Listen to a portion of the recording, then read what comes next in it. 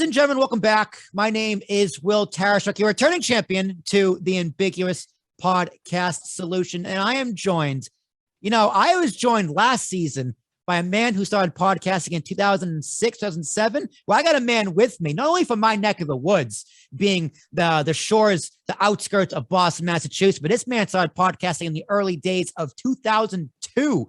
This man is Keith Hayes. He is a DJ, owner of Sinister One Productions, and the co-owner of Hoobazoo.com.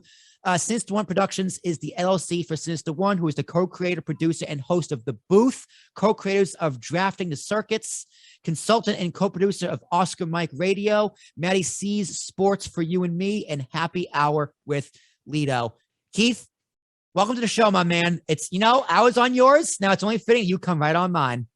Yeah, it's been great because, thankfully, because of COVID, you talked about all those shows I've been involved with. I've actually added 2 more shows. I'm now doing Talk Back with Gloria Shea and She Talks Football podcast.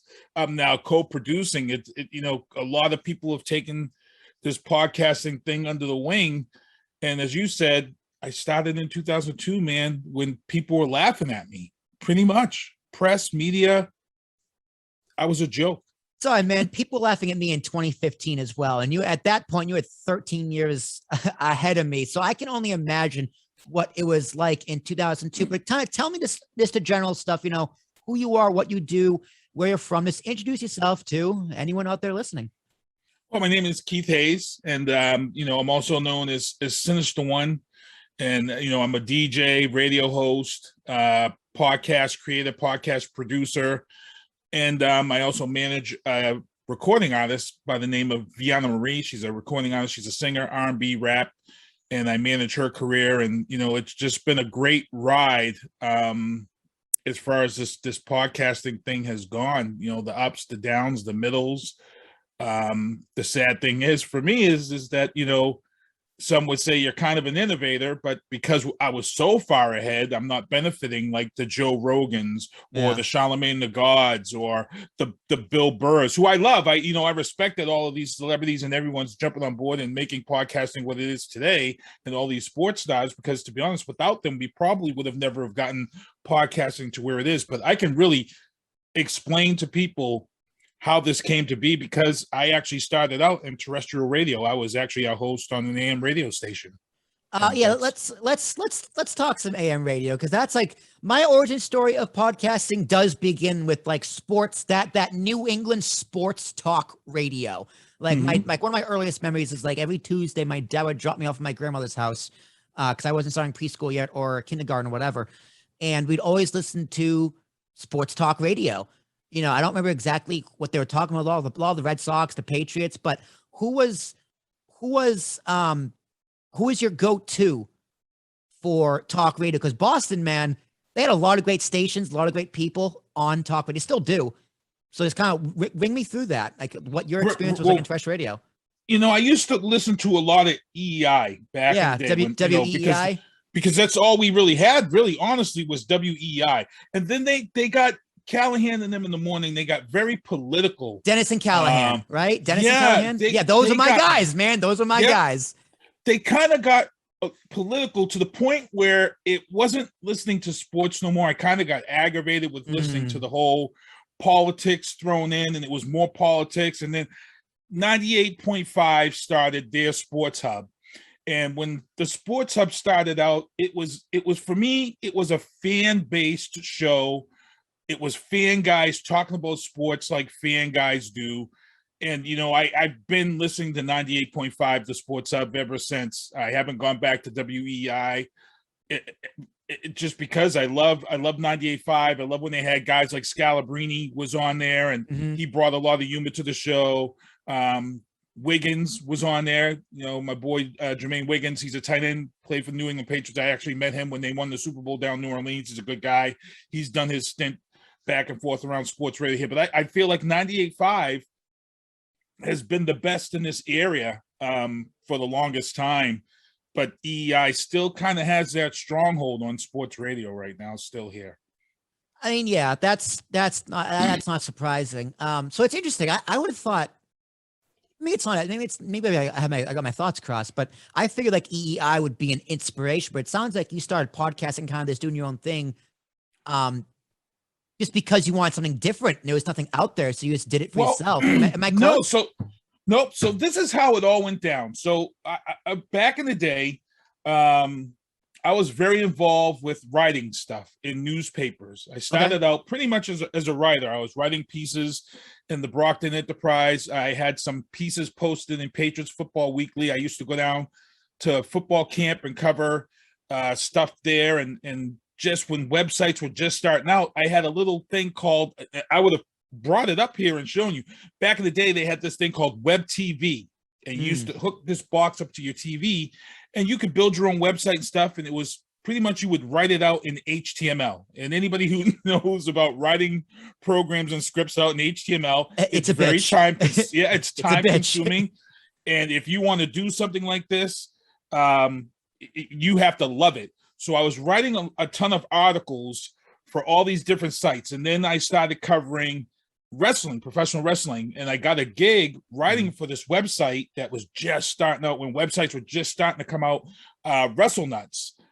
And what I was doing was I was covering ECW every time that they came here, and I was covering WWE.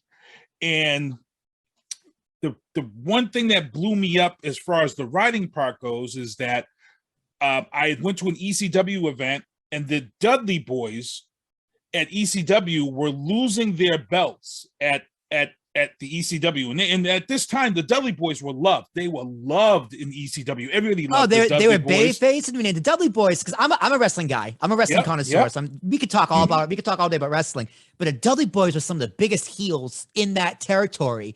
So, like, what was this? Was this later? So I guess early, like 2099, 2000, give or take. Yeah, about that. And so what happened was they lost the belts. We seen them lose the belts out at the Union Hall where they used to put these ECW events were. So all of a sudden I get this invite from a friend of mine and says, hey, they're shooting the first episode of WWE SmackDown at the Fleet Center. For those who don't remember, the SmackDown started in the Fleet Center. That was the first event, and it wasn't live at the time. They used to record it.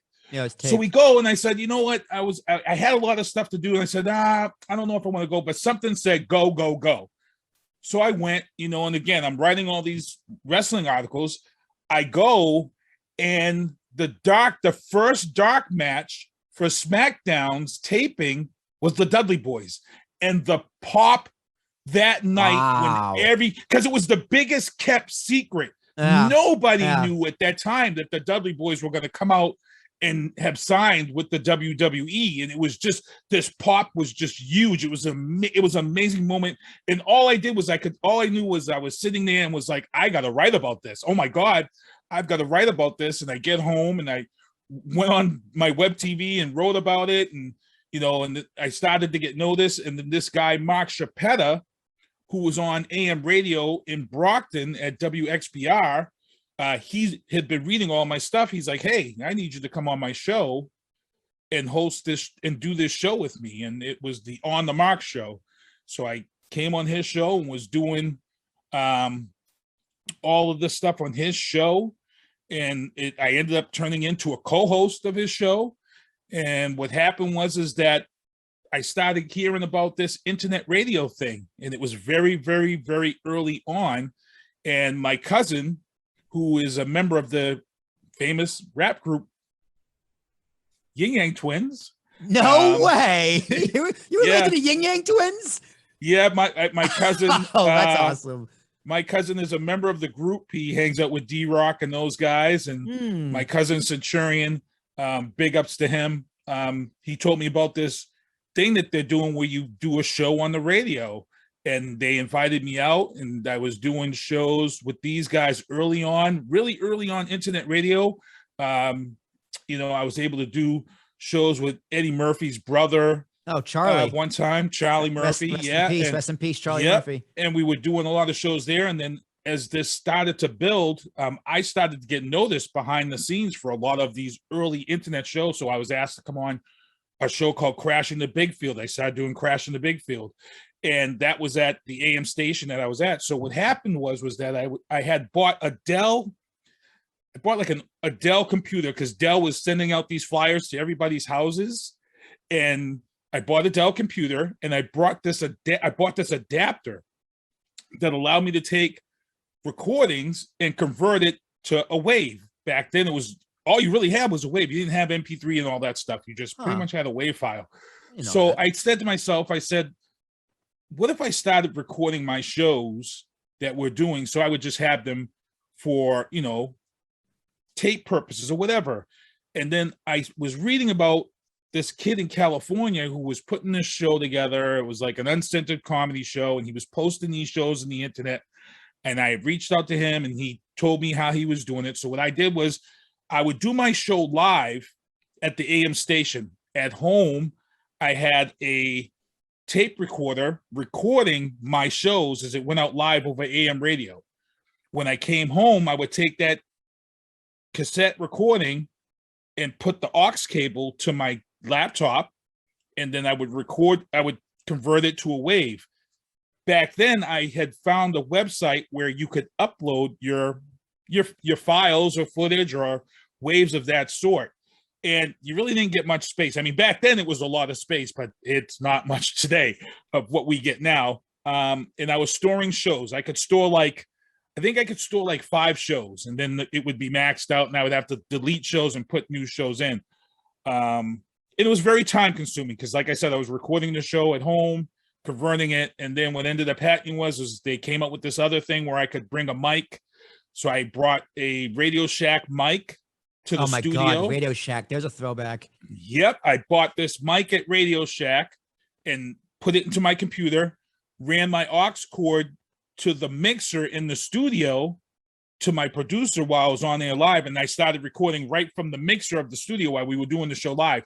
What that allowed me to do, it speeded up the whole process because it allowed me to just take that raw show, make my edits, and then turn it over into a WAV file and then post it on this site.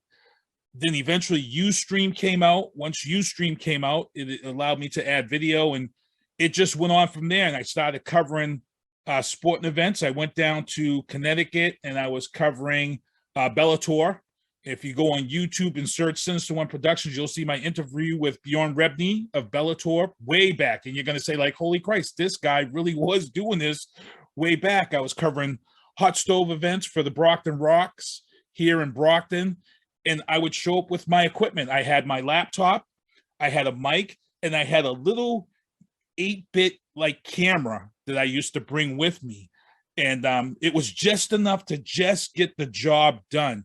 And it was just amazing to get laughed at. You know, I had people laughing at me. I went to a Patriots event for Kevin Falk. I showed up with all my little equipment, and, you know, guys from the Herald are there, guys from the Globe were there. They were writing stuff down on paper. And here I am with my laptop and my video, and I'm doing these video interviews and putting them up on the internet, which was very small at that time, you know, and it took off from there. So the next thing that happened is I got invited to a show called Sports Page with Joe O'Neill, which was out of Marshfield Community Cable Access. And he asked me, what could I do to bring to a show? And I said, well, I can post your show and broadcast it live on the internet. And the producer in the studio says, there's no way you can do that. You can't broadcast a show over the internet. I said, yes, I can. I said, I have a Ustream account and the show will go out over the internet. So what I used to do is we would do this show at the Cable Access studio. I would set up my laptop facing us with a webcam.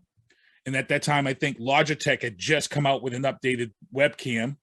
And I bought that. I hooked that up to my laptop. Always had to make sure I had a Ethernet cable. So I always carried around a 40-foot Ethernet cable with me in my laptop bag. So wherever I could go, I could reach whatever modem was nearby. You can get internet. Very, very important. I would plug that internet in because at that time we were still having, you know, some people still had DSL, you know, back then. So I would plug that Ethernet cable in, set it up, and we were broadcasting live. And the guy was like, where's the show going? I'm going, it's going on the internet on Ustream. So we were broadcasting cable access shows over the internet as a podcast early on. And it just kept going from there. And here we are today. You know, it's just insane. Did you call? Did you call them podcasts back then or something else? No, I just called it, we just called it streaming, broadcasting. Or we called it broadcasting remote, because for me, it was like a remote. Like I was asked by a restaurant here, Westgate Lanes here has a lounge. It was Westgate Lounge. And the owner saw me doing these podcasts online. He thought it was new. He thought it was innovative. And he said, hey, how about you come down here and do your show here? So I said, yeah, sure, no problem. So we would go there because my show was called The Booth. We would go to Westgate Lanes, and I was doing these shows over Ustream, broadcasting live, and I was bringing guests. I was bringing all these MMA fighters that I knew over to the show. And, people were in the restaurant and they were like, what is going on here? And it was just amazing to be doing this in the beginning. And then I had a young man reach out to me, Joe Gill, who's responsible for a lot of stuff here in Boston sports area. He was doing stuff with the Bruins and stuff. He used to throw this event here in Boston for sports every year. It was a Sportsapalooza, Blogapalooza, and it would have all these internet guys come down. But he made sure that when they had their first event, he made sure we were there, because he knew that we were one of the first guys that were doing this whole podcast thing.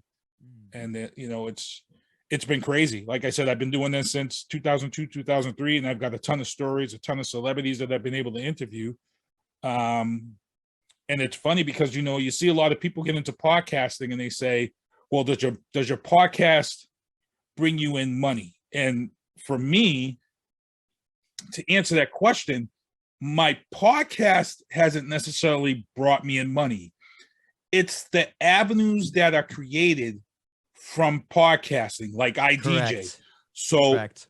I've gotten a ton of more DJ gigs. I've got to manage a singer because of my DJ experience and my management experience. I've gotten hosting gigs for mixed martial arts, doing ring announcing and stuff because of my podcasting and my hosting abilities. I do games. I've actually got games this weekend that I've got to call at Brockton High Stadium. So I do the EFL semi-pro football games because I do. So for those who are looking to get into podcasting, it's not about the podcast of bringing in money. It's the avenues that can be created. So you got to be kind of on your P's and Q's as to how you carry yourself, because if somebody feels like you can support their product or their event, you may get asked to host this event, and they'll pay you. People will pay you to host events, good money. So of course, it's a phenomenal networking tool. Like, it is. Podcasting. Like we met through a Facebook group. Right, like I came on your show, had a great time. We had a great conversation. Now we're following up here. Then we're gonna follow up again, and we'll see where the road takes us. But that wouldn't be possible if we just didn't hop on a podcast and talk. It helps that we have common ground, like being from this similar area, similar interests, right? And it's just like I heard 2002 from podcasts. It's like, oh my god, I have so many questions. So next one being, what was the community? What was the community like? Because nowadays, podcasting is very, community is great. It's very supportive. You still have those internet trolls. That's just the internet trolls. But what was the community like in the early days? I know you got laughed at, but was there still a lot of support there as well? So here's the funny thing. Early on, when you had podcasting, you still had hardcore radio people, and I knew a lot of radio people, because being in AM, even though I was in AM radio, I knew a lot of people in FM. Some of my closest friends are on some of the top FM stations in Boston. And one of the things that people laughed about was I remember going to my station manager about podcasting and talking to the Brockton newspaper about it in our community, and asked, hey, how about starting this podcast thing? And it wasn't really, like I said, it wasn't called podcasting, but I gave him the idea, and he looked at me and he was like, nobody's going to listen to a radio show that they missed. And those were his exact words. No one's going to ever listen to a radio show that they missed. And now it's huge. That's the whole thing now. I know hindsight's 2020, but it's just like, what? I understand, like, up until that point, the whole world has been, if you don't see it live, you miss it and it's gone. So like, I can understand the in the moment thinking like that, but how do you not have the foresight to be like, but what if I miss it? Right. Right. And here's the other funny thing. So being in AM radio, one of the big things that used to bring money into radio stations were remotes. You had a grand opening, you call a radio station out, and the radio station would come out to your grand opening and do this remote for you, you know, and they would host this live radio broadcast, and the radio guys would be there, and this is how radio stations made their money.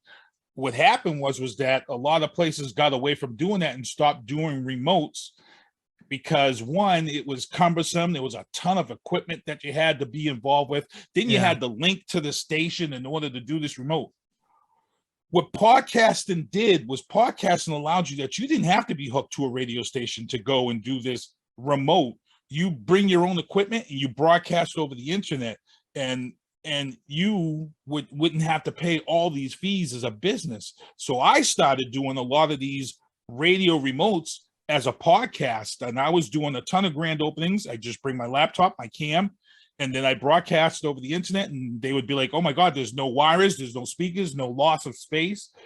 That was one of the first things. But early on in the community, like you asked, a lot of the radio people, a lot of the media people, like I said, they laughed at it. They thought this whole thing was a joke. I remember going down to the Patriots Super Bowl 2003. I went down when the Patriots won the Super Bowl, and I was podcasting then, but it wasn't podcasting. I actually went down there.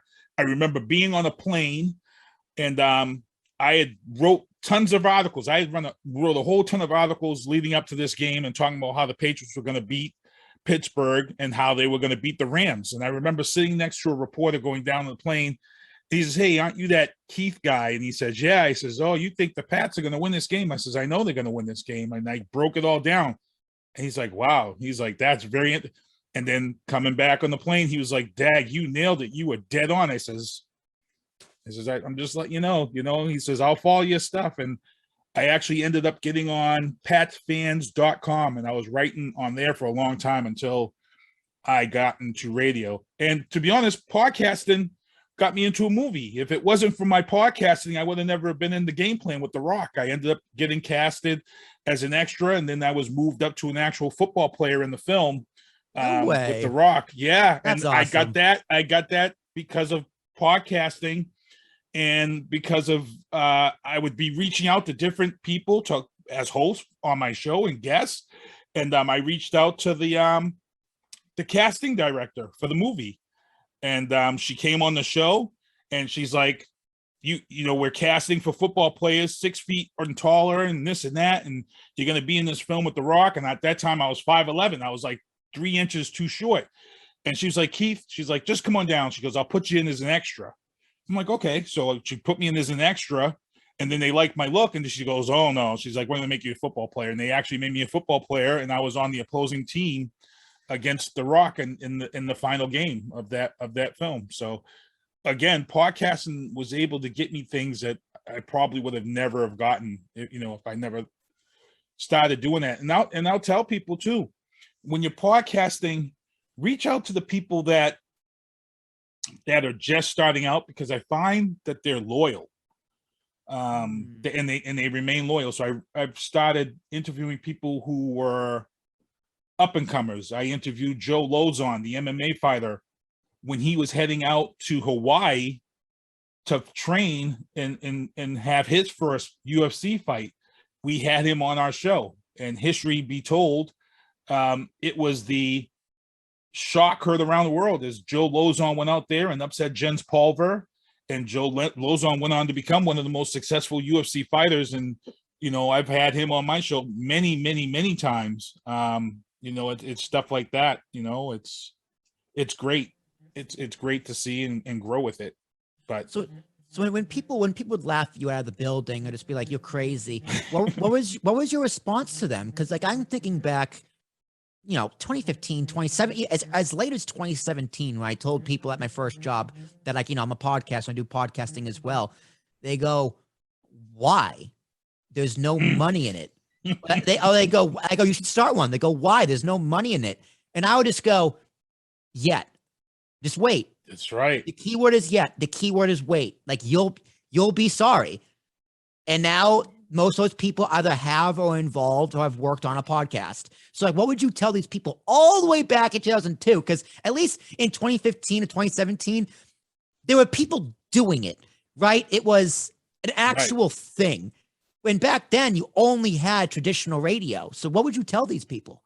I was telling people, this is exactly what I was telling them. I was telling them this is new technology. I told people it's not going anywhere.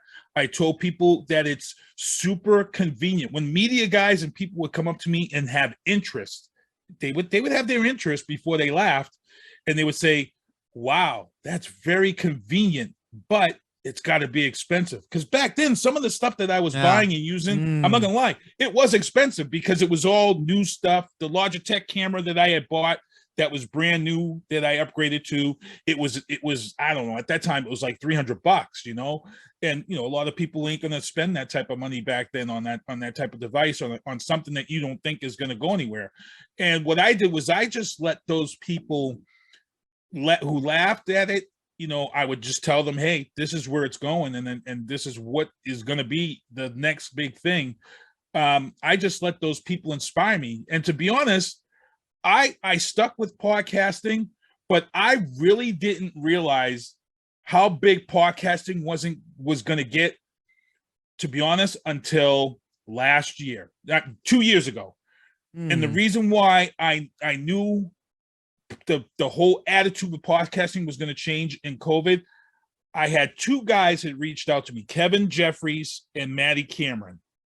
These are two guys that reached out to me when COVID first hit. And when COVID first hit, I was angry. And one of the reasons why I was angry is because everybody thought when COVID hit, they could become a podcaster. Because why?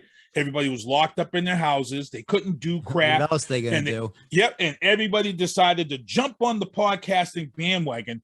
So when these two guys reached out to me, you can ask them yourselves if you get out there and reach out with Happy Hour with Lito and Maddie Cameron, Sports for You and Me.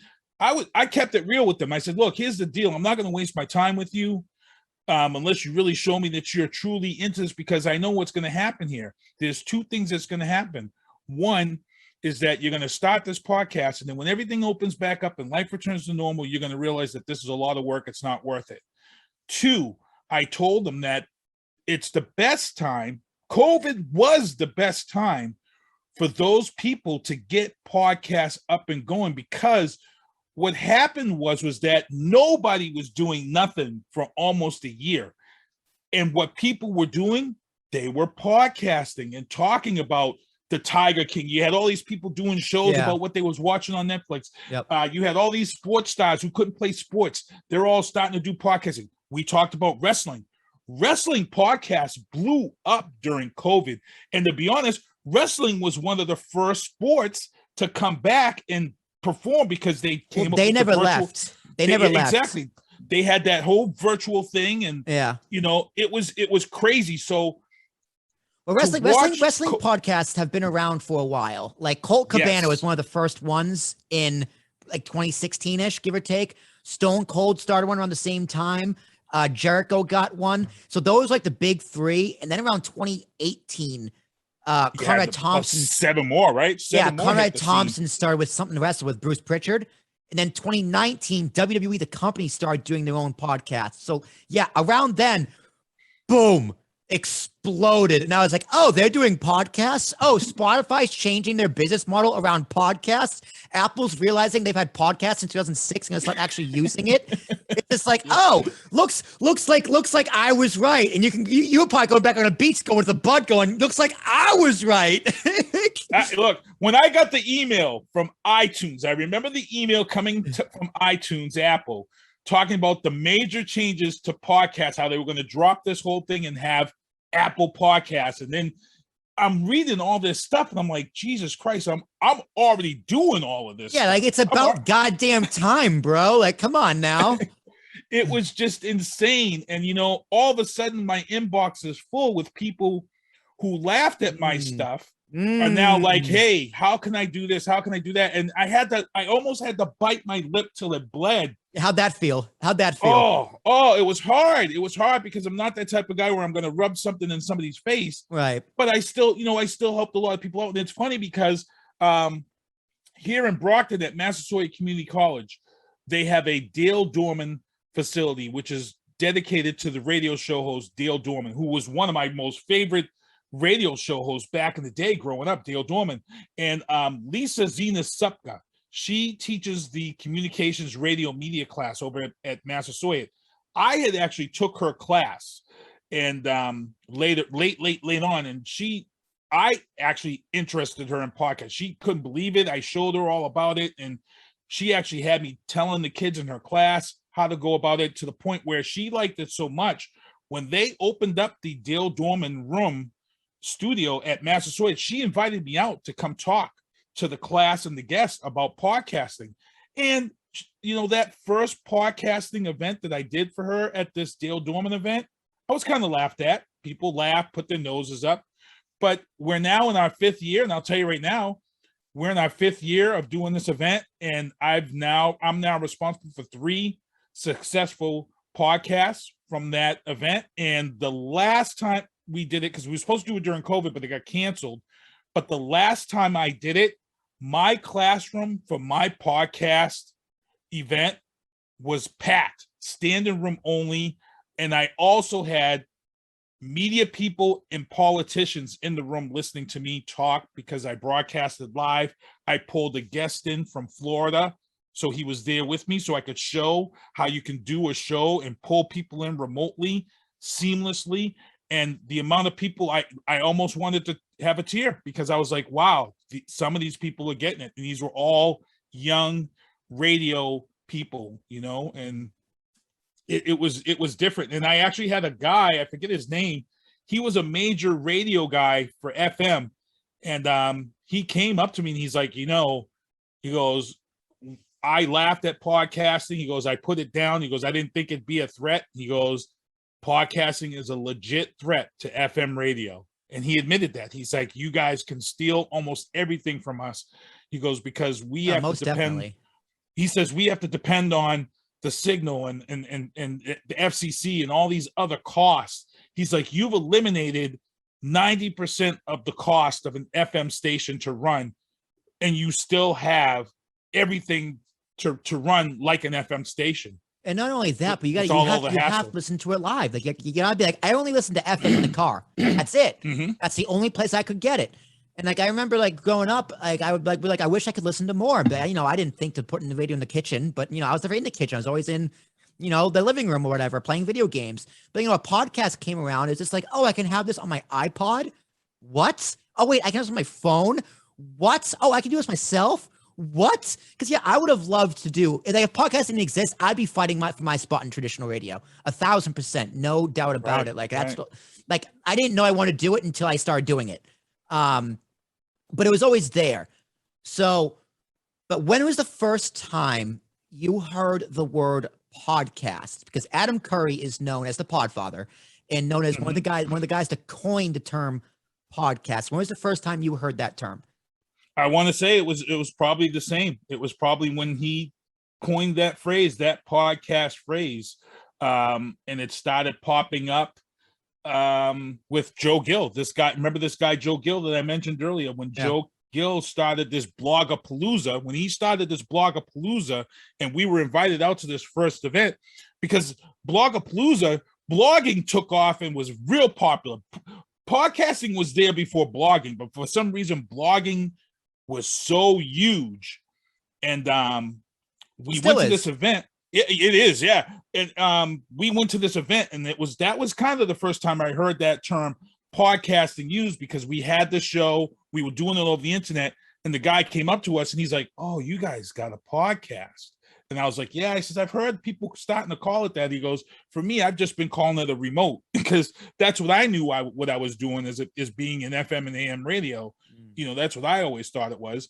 But that was the first time I heard it. But it was Adam Curry that was talking about it. And then when this person came up to us and said, hey, this is the, and then from then on, we actually added podcasts to the name of the show. We actually was doing Crashing Into the Big Field, and we actually added Crashing Into the Big Field podcast, because we started taking our shows and putting them on a server. Once the servers opened up, we were able to add a lot more shows once the radio station.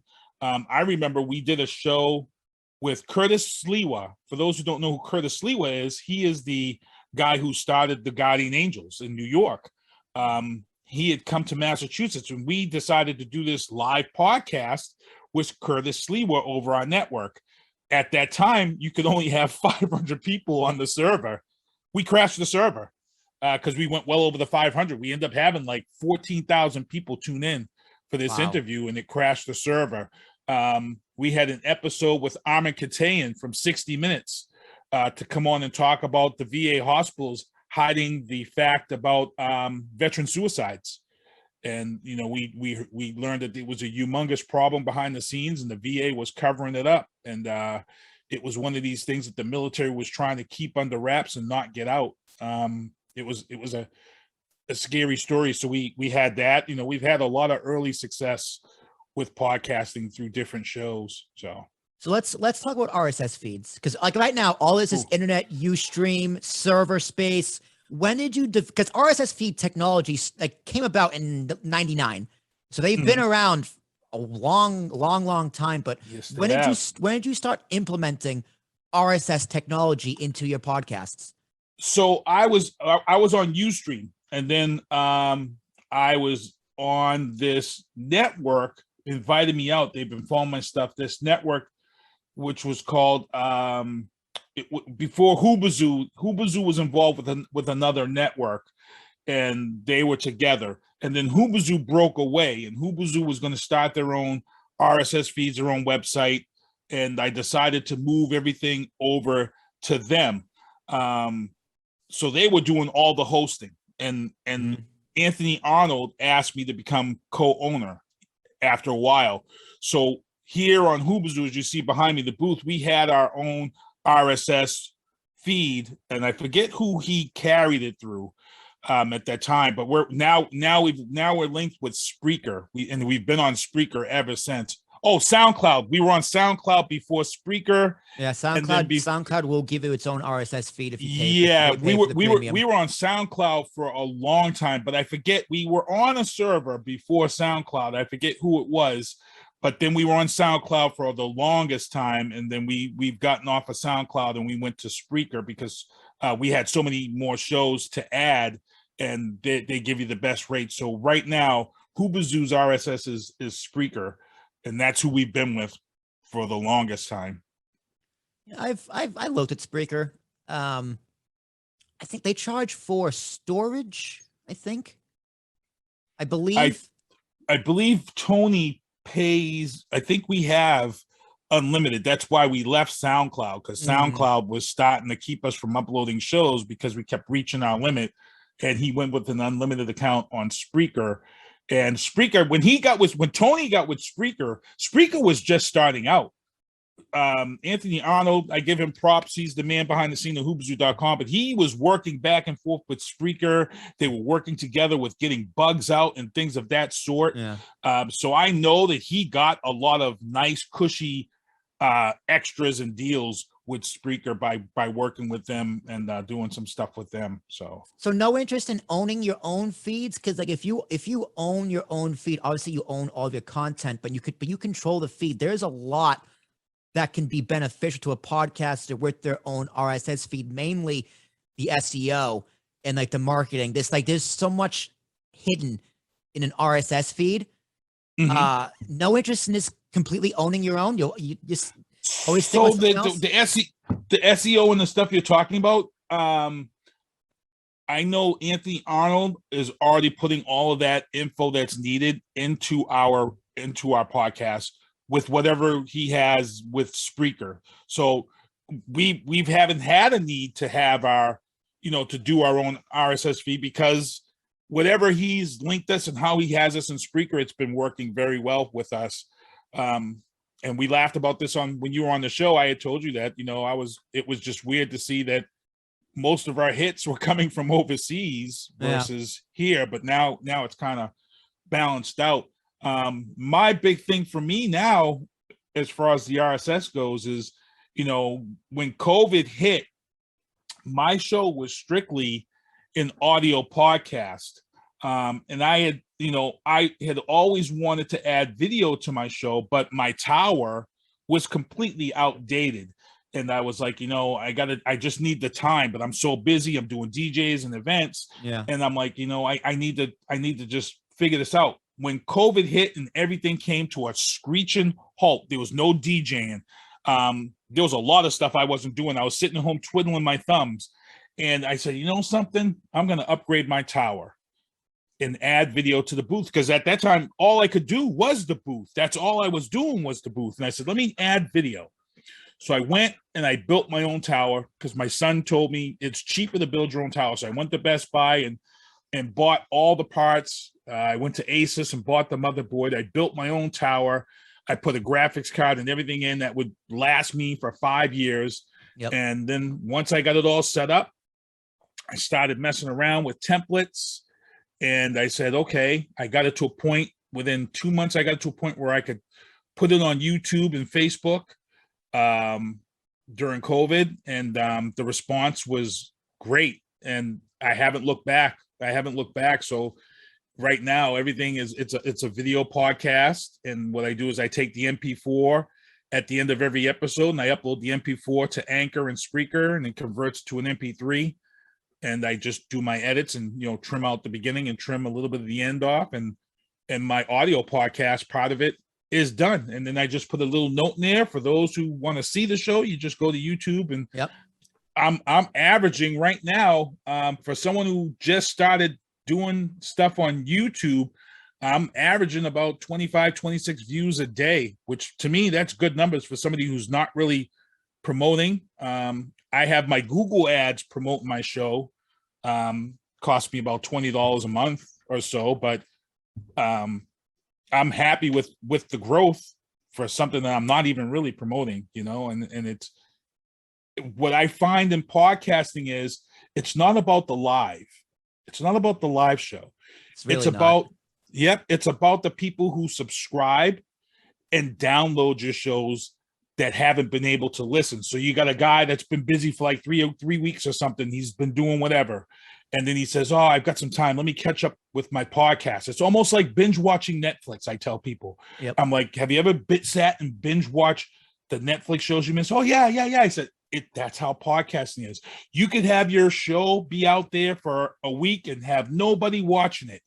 And you have a great topic and you're like, what the heck is going on here? Then all of a sudden you can go on and then you've got a ton of views and hits because something happened. People got bored or there's a snowstorm. Yep. And people catch up. And now all of a sudden you've got this one. I got one episode that I did with Deborah Driggs. She was a Playboy centerfold model who did a cover with Trump. I did this episode with her. I had like 5 views. But then this whole thing blew up because of Trump and her being on the cover. And everybody went back. It's one of my highest shows for this year now. Yeah. Because everybody's going back and they're listening to it and drawing that show back up. So it's weird. I'm glad you brought up live because like my view of live is it's a gimmick. It's a gimmick. Going live is a gimmick. It's great. It's super useful. It's an option. And if you're dealing with a podcast audience, the audience wants options. You got to give them options. If your podcast isn't on Stitcher, I'm probably not listening to it because that's the app I use. Right. Yep. And live content in general, I'm thinking, what do I watch live other than wrestling and sports? Nothing. I don't have cable. I don't watch anything live. Most people don't watch things live. However, when we go live, my wrestling podcast, King's Wings podcast, shout out to my boys, and Kay Murphy. When we go live, it's the same people listening every single week live, which means if you have 25, 26 people watching you live every week, that means you probably have 4 times more than that listening after the fact. Because those people listening live are your core audience, the people who love you and will follow everything you do. So going live is a good gauge to see who your core audience is. That's like this. Remember I was talking about network feeds on your show? It's the exact same thing. A network feed you can gauge. Like people watch your live show, probably subscribe to your network feed. Yep. It's going live. It's not a necessity, but it's a great gimmick to have, and it's super useful. And here's a real piece of honesty for me. I do my show live every Tuesday night. One of the reasons why I pretty much do my show live on Tuesday night is because I've been doing my show on the radio live. So for me, I'm just keeping with that consistency. Second nature at this point. To be brutally honest, I can tell you right now that if I said one day, you know what, screw doing the booth live, I'm going to full out produce my show like I'm producing some of these other shows, because I find when I produce these other people's show, Happy Hour with Lido, Maddie C Sports for You and Me, Talk Back, all of these shows that I'm producing that are produced, I have a ton of more freedom with the content that I'm putting out, because it allows me to maybe drop some edits here or there, or drop a video bite that if I thought about dropping this video bite in the live, I really don't have the time to pull that video bite up and drop it right then and there because it's live. You know, I can pre-drop video bites because I know what I'm going to talk about. But if something happens and I want to drop that video bite, I can't because we're live. So I lose, even though I'm live and I'm having fun and I'm having live guests, I'm losing that part of the production that can really streamline. I can tell you right now, I'm pretty sure if I was to take the booth and produce that show and said, okay, now this show just airs on Tuesday night and I'm producing a show, I can tell you right now, it's going to be, it's going to be a crazy show. It's going to be 100 times better than what you see on Tuesday nights live. Well, let's talk about the booth. Let's pivot over to the booth. How did the booth come about? When did you start it? And how did you come up with the name?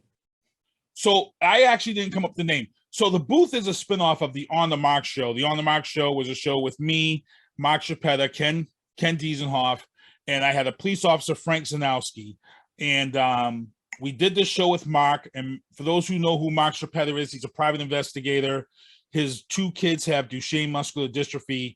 And what happened was that his kids got very sick from Duchenne, and he had to leave the show. He left he didn't leave the show right away. He was taking a lot of time off. When he was taking time off, he said, Keith, I need you to host the show while I'm out.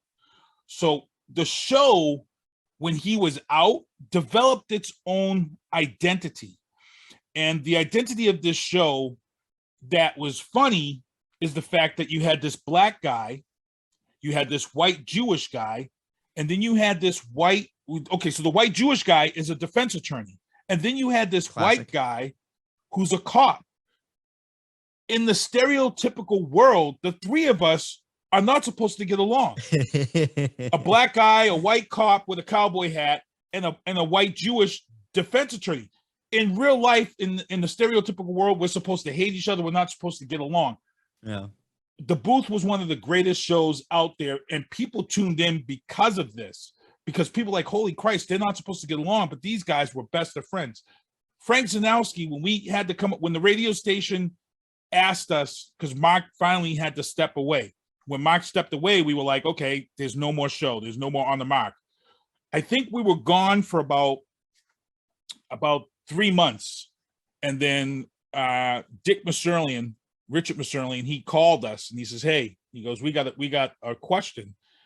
We got a lot of people asking for the booth to come back on Fridays. They miss it. And at that time, anyone who's familiar with AM radio, you couldn't be on the air unless you sold ad space. You weren't getting a show unless you sold sponsor space. And our show was on at 3:00 in the afternoon. This is prime drive time. And we were like, yeah, we really don't want to have to go out and bust our asses and try to find sponsors to get the show in the air. And Dick Maserlian was like, look, the amount of people who want you back is enough to where we're going to say, just come back and don't worry about it. And we went back there and we said, well, we got to come up with a name for the show. And Frank Zanowski, who's the police officer on the show, he said that his idea of the show is like when you go to a bar and you're sitting next to that booth with 3 guys who are drinking a little bit and just discussing all types of bull crap, and having a friend come over once in a while and talk crap with them. That's the booth. And that's kind of where we brought this aspect. And it's been that way for Jesus, over almost close to 20 years. me, Ken, and Frank, we did the show for the longest time. And then Frank, he had to leave the show because his shift changed and Frank couldn't be on the show anymore. And then Frank started doing acting. Frank got acting gigs from being on the booth. And he ended up doing a lot of acting jobs. He was in Patriot Games, the movie. He was in there. He's credited Harrison for Ford. that. Yep. And then he was in not Patriots Games. He was in the movie about Patriot Day. Oh, Mark Wahlberg. Mark Wahlberg. He was in that one. He was Boston in that Bombing. movie. Yep. Yes. So he was in that film. And then I ended up having, it was just me and Ken for the longest time together, just doing the show. But it kind of was crappy because we didn't have that third element. So Ken brought in this guy, Colonel Robert Resnick, who was a retired JAG officer from the military. So it brought this instant credibility to our show because now I've got a defense attorney and then I've got this JAG officer. So when we would talk about these legal things and government stories, it brought legitimacy to the show because it's not a bunch of keyboard, Google people talking about stuff on their podcast. I had legit guys. We would talk about stuff and, R Squared, he'd come on the show and he was like, at first he was just a special guest. And then people liked him so much, he became a co-host on the show to the point where, it was amazing to see a guy who was a U.S. Army colonel when Trump got voted into office. If you watched our shows over the 4 years during Trump, this was a guy who respected his president because he had to from day one. Right. When Trump got elected, it was amazing to watch this transformation of Robert Resnick for the 4 years of our show as things were being done because he was coming out of his shell and he was like, okay, and he would say it. He'd say, hey, that's my commander in chief. I've got to respect him.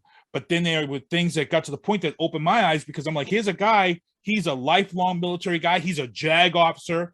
And he started opening up to the point where he was very vocal. He was very vocal about the things that Donald Trump did that opened my eyes and was like, wow, this is because usually military never talks about their commander in chief. And you can go back. And that's why I tell people, hey, go back and listen to our old shows. You'll hear this guy struggle with this. And we've been at it for about 20 years. These guys are now on their own. They've got their thing they're doing now called the Corridor. So what they do is they're doing the Corridor, which is all politics. And then what they do is they come on my show the first Tuesday of every month. So this past Tuesday, I had my guys on the show with me and they come on and break down. So what I do is I let all my legal stuff and my Biden stuff, political stuff build up. And then when they come on, we break it down. Like this past Tuesday, we talked about the Kyle Rittenhouse case. We talked about a ton of stuff with Joe Biden and the G20. And I feel like it's really added to the aspect of the show because now there's that show that everybody waits for that once a month. But that's programming. We've been at it. Yeah, been at this for about 20 plus years now. Yeah. Your show is very fascinating because it's how it's broken down into booths, right? Like, yes. Into booths. So how did you come up with the booths? How do you find your stories? How did that idea come about? Could you cover when I saw the rundown, I was like, we're gonna cover all this in an hour? How? And we did. We just run it down. So why that format? So it's a template, and it's a template that I did when we were in radio. I came up with a template, and I've kept this template. I've had this template for years. When I came on the radio, one of the things I hated about radio shows and stuff was that there was no segment, there was no continuance of the flow of the show. It just was all over the place. A lot of your radio shows were just all over the place. And I wanted to bring segments into where you knew what was coming up. So I've been doing this for the longest time to the point where I know what I can have in the show and be able to talk about it. And like you said, anybody who's a podcaster out there, and I see these questions all the time on Podcast Nation. How do I do my podcast? And make a template. I don't care what you're doing for your show. Make a base template. Also, if you're booking guests, make a base template as the invite for your guest. So when you go to invite a guest on your show, you're just plugging that person's name in. Everything else for your show is there. It should never, ever, ever change. All the important information should be there. You should only have to change the person's name that you're inviting, and then whatever time you're going to schedule them to come on, if you're going to do a recording or whatever. But other than that, make templates for everything you do. Now, my show is broken up into segments. As you said, I open the show up with thanking my previous guests. I always thank my previous guests. That way, if they're listening, they're going to be like, damn, he shouted me out. He thanked me for being on the show last week. It feels good. It feels really good. Not going to lie. It's little things like that. Then I announce the guests that I have for this week, and then I make them feel special. Then after I announce them, I announce my sponsors and roll through my sponsors for my show. And then we get into the first topic, which is the news booth. I picked the news booth to be first because I feel like local news and national news that's important should always be out there first. So I get the news booth out there. After the news booth, we've come up with the legal booth. The legal booth is because I'm a legal nut. I have a show that has a JAG officer and the defense attorney. So we can bring legal cases and talk about it and break it down, like the Kyle Rittenhouse stuff, the Britney Spears conservatorship, which is now taken a bad story. After the legal booth, we go into the entertainment booth, where I bring up new movie trailers that I get and things of that sort and talk about stuff in the music industry. After the entertainment booth, I cover the sports booth, which is sports talk throughout the world or throughout, the local national area. And then after the sports booth, we have the political talk. Before Biden was elected, it was Trump troubles. It was a spin on Trump troubles. It was all the Trump stuff that happened. Yeah, plenty to cover there. Now we have Biden bombshells, and Biden bombshells has plenty all to of cover the there. things. There's plenty that we've got to cover there. Like I said, we talked about the G20 last week. We talked about Jen Psaki ended up with COVID. I ripped them apart. When you were on the show, we had Biden bombshells on my show when you were there, and I ripped them apart about putting the spin on the numbers of all these things getting better. And it was like, no, it's all getting better because everything's opening back up. It has nothing to do with your ass being in office, Yeah. And then I close out the show mentioning whatever events we've got coming up and whatever sponsors or whatever products or merch that I'm giving away. And thankfully, I'm able to give some merch away. I've got a sponsor in ilovebostonsports.com who has some great sports shirts that are themed with comic books. And I pick somebody who's in my chat. If you're in my chat, I pick one person a week and I give them a free t-shirt, courtesy of ilovebostonsports.com. So it's been great. And if you're out there and you're starting a podcast, make a template, make 2 templates, a template for your show and a template for inviting your guests. And if you plan on doing video, if you watch my show, you'll see it. I've got a fair use disclaimer that comes on at the beginning of every show. And I'll tell you right now, it's a legal disclaimer. It's legit. And when the YouTube bots pick crap up and they flag me, I go in, I put my dispute in, and 99.9% of the time, it's released. I've shared it in the Podcast Nations. I've shared UFC. I've shared movies. It happened to our stream. We were doing movie trailers. Yep. And I told you, I said, yep, it's going to get released. And sure enough, there it was. Within 2 hours, it was released because I cover myself and I know how to do this. And I see people telling all this stuff out there, and it's like, it's some of it is just common sense and just cover your butt and you can have a great show. You can have a phenomenal show. I'm just blessed to have what I have at this time. Let's talk about your backgrounds, because like on your video content, because like your backgrounds, like for mine, it was very different from the one you did the week prior and the one you did the week after. Like you have all these different background templates, which I love, because here at Ambiguous Podcast Solutions, we're gonna do the same thing. Like right now, you're seeing the yellow and the bubbles and the lava lamp. Like now, that's it. That's the only one I got. But eventually, I'm gonna have a million of them. Like as many as I can have. But you say on yours, you use backgrounds as ad space. Yes. So for my, what a great idea. When you said that, I was like, fuck, I wish I came up with that. Yeah. So what I started doing is people started watching the show and saying, wow, this is crazy stuff. So when you're watching the booth and you see this bar behind me, that's my buddy's bar, Frank Brack's Grill. And people see, they go, wow, that looks like a great place to go eat. Is that your house? No, that's my buddy's restaurant. Go down there, check them out. Now I got other people who have now hit me up and said, hey, can I pay ad space to get my background behind you as a place to be? Or sometimes if I'm doing a theme show, I'll just put a background up. I know I've had the Simpsons background behind me one time. I've got a ton of stuff programmed in here that I can use. Hold on, I can actually change it on the fly right here while we're here. Do you do it all yourself, or do you have a team of people who help you? No, I do everything myself. So as you can see right here, a buddy of mine, Van Bates, he passed away. So we did a special memorial show for him. So I have that background there for me and him, for what we did. I do this one here when we talk comic books. I've got the Hall of Justice behind me for those who are fans of the Hall of Justice. And then I've got, let's see here. We've got the Simpsons that I just talked about that I can pull classic, up. the couch. Yep. And for this one here, if you guys remember this, I like doing this one. This is when I feel like I'm a gangster. Scarface? That's Scarface. That's Tony Montana's office. Amazing. And then if you guys haven't been down to Disney yet, that's the Disney Star Wars attraction. And, again, if you're going to do something like this for your show and have backgrounds, this is my friend's bar right there, Frank Brack's Bar and Grill and Tap.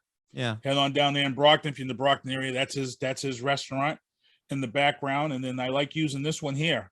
This one here is a nice one. Gets a lot of people thinking, and then they wonder where it is. It's New Jack City, the Carter. That was the building that Nino Brown had took over. That's literally what I was thinking. Like, where is that? Why does it look familiar? Yeah, New So Jack City. I don't just try to throw backgrounds in. I throw, for one Halloween, I utilize The Walking Dead for a background, but you got to be careful because if it's something like The Walking Dead, you can't broadcast it and get money off it. So you try to stay away from stuff like that. Try to create and come up with your own backgrounds. Like I created this background I created myself.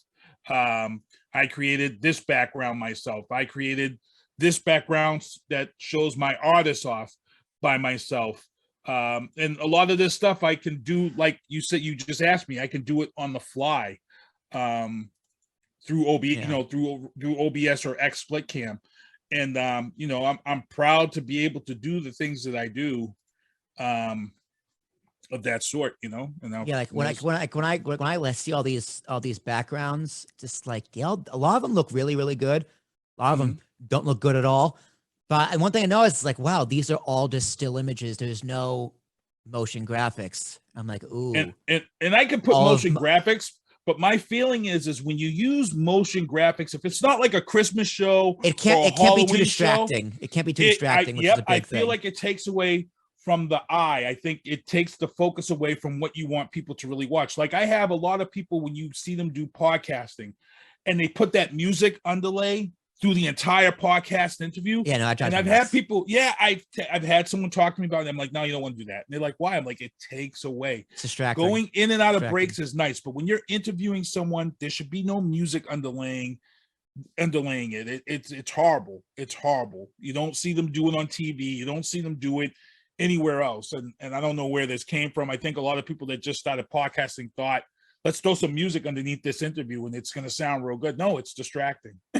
sometimes different isn't necessarily a good thing. Like, oh, this is different. You don't see this before. Well, there's a reason for that. Right? Like that happens. Yeah. Like when I say like I want motion graphics, I guess I don't want it to be distracting. Like I said, like I had like a starry night sky or whatever. Every now and then you get a little twinkle. That's nice. Yep. That's every minute. That's subtle. Like that. That's it's subtle. That's needs nice. to be subtle. Yep. It's like it's a nice touch that makes you stand out. These looping bubbles are just every 30 seconds. It loops and it's slow and it resets and it's. I like it. Like there's other things I want to do. Like say you have like a neon light and every now and then one of them just flickers off.